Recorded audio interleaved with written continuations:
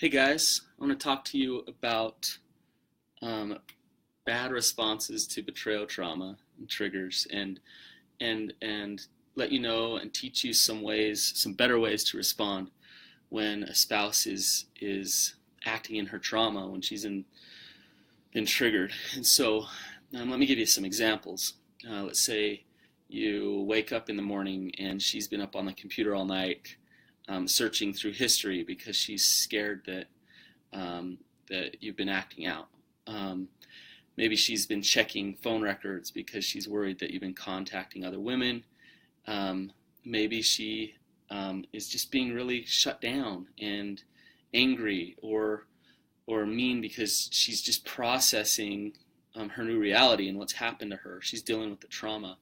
So first I'm going to go through the bad ways to respond to it, and then I'm going to give you the right way to respond to it, and talk to you about the challenges of responding in a productive, good way. So first thing that you don't want to do is turn the tables. So that would be, you come home and she's, let's say she's a little bit angry, she's attacking, or she's a little bit sad, and you turn the tables and you say, well, why do you treat me like this?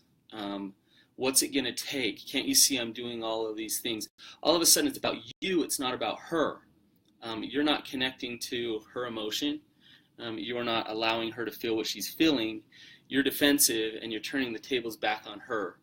And this is a subtle gaslight, we call it. And so you're flipping it back on her and telling her she's crazy, basically, for what she's feeling, and that you're the victim. So you want to be really careful of turning the tables. Next thing that you don't want to do is completely shut down. When you shut down, she's already feeling abandoned. She's feeling like you don't love her, you're not there for her, and when you shut down, you are abandoning her. She wants to know that you're there for her, and if you just can't show up for her, then you're not there for her. A way to shut down is to go to hopeless, helpless. I'm so bad, I'm so horrible, I'll never be good enough, no matter what I do. And that hopelessness, one, is a lie, because you can always move forward. But it also is saying to her, I don't believe that we can make this right. I'm not strong, right? Now you might be feeling hopeless, that's okay, but in that moment when she's in betrayal trauma, it's about her. It's about connecting to her. The next thing is logic and reason. So you might come home, she's saying, you called this woman and that woman, and you went to this, and if you go to logic and reason, say, actually, I was only at work at this time, and I did A, B, and C. Even if you were at work doing A, B, and C, to her, she's in an emotional state of mind. And as much logic and reason you throw at her, to her, it's just going to feel like defensiveness. It's going to feel like you're just trying to get out of the uncomfortable situation. And what she wants to know is that you are there, that you hear her, and that you can hold that space. So logic and reason is an attempt to fix it, which is the next one here. Go into fix it mode. Let me make this right. I'll do this, I'll do that, I'll fix it. And she's in that emotional state of mind, and she's saying, hang on here. Oh, fix it mode actually is abandoning her, if you think about it. Because what you're doing is you're saying, I'm uncomfortable that you're uncomfortable. And so I want to fix this because I can't resonate with you, I can't connect with you in your uncomfortableness. And rather than fixing it, she's going to feel like you're defending. She's going to feel like you're disconnecting from her when you're fixing it. Rather than fixing it, just stop for a minute and hold space. Okay, so that's what I want to teach you guys a little bit today. Now, holding space it can be really difficult. If you have a lot of shame, if you have a lot of self-worth issues, if you have a lot of secrets, then you're not going to want to hold space with her, because holding space with her means getting vulnerable with her. It means just stopping and allowing her to feel what she's feeling. Not allowing her to abuse you, not allowing her to throw things at your head or say horrible things to you, but allowing her to feel what she's feeling.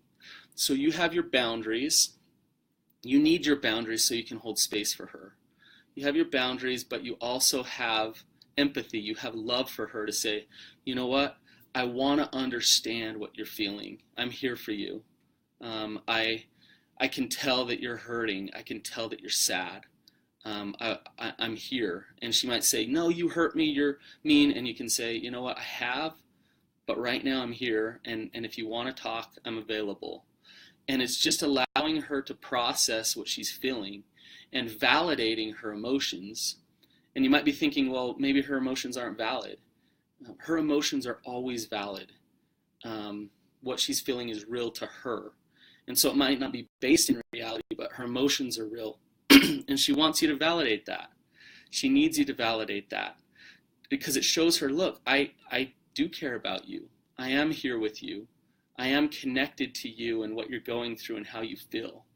And so to take a step back, hold space, have boundaries, empathize, and just allow her to process. And if you can do this consistently and steady over time, you'll start to rebuild trust in your relationship.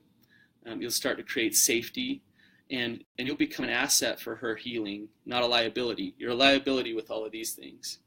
So I'd encourage you to, if you do those things, it probably ends up in a fight, is what I would guess. There's drama. A betrayal trauma trigger can turn into an opportunity for connection, where a fight doesn't ensue, but actual connection happens. So I'd encourage you to try it, see if you can get there.